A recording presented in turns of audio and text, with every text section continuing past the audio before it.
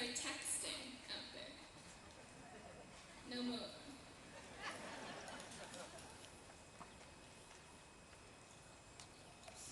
Good morning to family, friends, administration, faculty, staff, students, and of course, fellow graduates of the class of 2009. I would like to open up with a quote that surely all graduates are familiar with. What are you doing after graduation? Although the original author is unknown, this question has been repeated many a time by anxious parents, by encouraging academic advisors, and perhaps by inquisitive aunts and uncles merely trying to make small talk, unaware of the extreme emotional distress brought on by these 6 dreaded words. This question has been asked by peers, by friends, hopeful friends searching for inspiration, and even worried friends, looking for someone in the same boat. A boat where all the passengers seem to be frantically screaming something about trying to find a job with a liberal arts degree in a recession. So after being asked this question dozens of times for various reasons, after endless Google searches, resume revisions, periods of denial, hours spent on Craigslist, and moments of silence, there comes a time when we have to ask ourselves, what am I doing after graduation?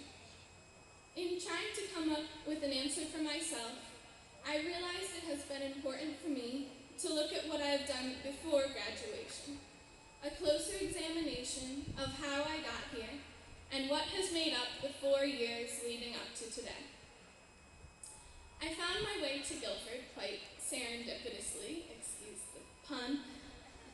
I was in Greensboro in my junior year of high school, and I was looking at other colleges in the area, and in the elevator of my hotel, I met a middle-aged man who mentioned that he and his son were going on a tour the next day at a school called Guilford College. I had never heard of it, but I decided I might as well go on a tour of this so-called Guilford College myself. So the next day, a rainy Monday morning, under oversized Guilford umbrellas, my dad and I walked through this very quad, and then and there, I decided this was the place for me. Since beginning my journey here at Guilford, I've seen myself, my friends, and my classmates transform from wide-eyed and naive 18-year-olds to knowledgeable, self-aware, and articulate adults. Well, adults in training, at least. That transformation has occurred because of the challenges that have been posed to us, because of the questions we have been asked by others and ourselves. I have found myself pondering, what are the root causes of systemic oppression? And how did I, as a Spanish major, end up here in the zoology class dissecting this fetal pig? Answering questions, and moreover, questioning answers, something we do well at Guilford, promotes a shift in consciousness, a change. Our changes have been encouraged by class discussions, championship games, all-nighters, 10-pagers, and Senate meetings. I have transformed thanks to my frequent visits to Glenwood Library, a special place in Greensboro where immigrants from Venezuela to Sudan come to learn and practice English. I have grown up in my semesters abroad in Mexico and Spain, learning lessons of humility, cultural differences, and gratitude. Through my community work as a Bonner Scholar, I have learned about the realities of racism, sexism, classism, and heterosexism, and how to work at undoing these problematic issues. In my faith journey through my Guilford years, I have witnessed the power of prayer and the impact of acts of unconditional love and compassion. In my academic work, I have developed a passion for the Spanish language and an understanding of complex historical and political issues. And undoubtedly, I have learned how to be a friend. With those we have learned to love here at Guilford, we have spent 4 years together experiencing the adventure of being alive. Each of us here today has a list like mine, each unique. A list of moments, memories, hardships, epiphanies, accomplishments, and celebrations from our Guilford years that have incited change within each one of us.